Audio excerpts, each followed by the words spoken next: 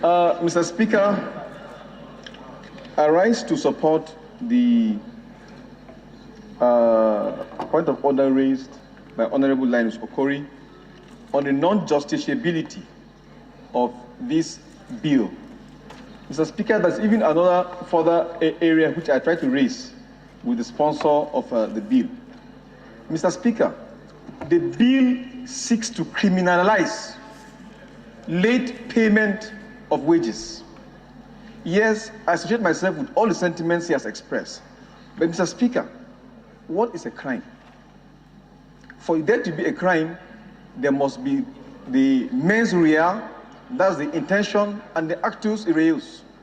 So what if, like he says, there's the actus reus, there's late payment, but because of the inability to pay, the intention is not there, but there's the actus reus. So there's a fundamental ingredient, the lack of the intention which is not there, which makes it non-criminal. But this bill seeks to criminalize it. So, Mr. Speaker, this is a very, very serious issue that we ought to look at. If you look at the schedule to his bill, it even says imprisonment. So now, Mr. Speaker, do we now imprison employers for inability to pay when they want to pay, but they simply lack the money? Mr. Speaker, there's even another element. If you look at this bill, Mr. Speaker, it is even discriminatory.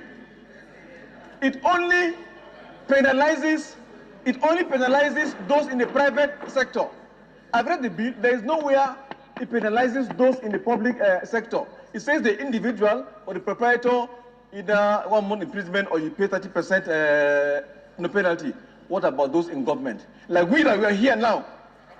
When we have not been paid, who do you now catch? Is it the president who has immunity? Is it the governor or who?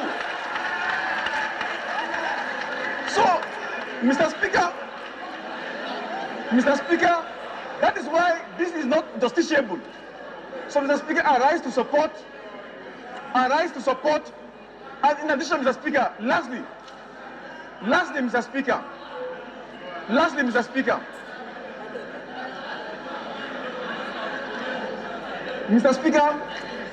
lastly, the point raised by the chairman, Rules and Business, that this cannot even be a stand-alone bill. It can even come by way of an amendment. And I told the leader when I conferred with him, Mr. Speaker, if you look at Section 21 of the Labour Act, it talks about offences. If you look at Section 21, there's a sub 1 A, B, C. He can bring a D.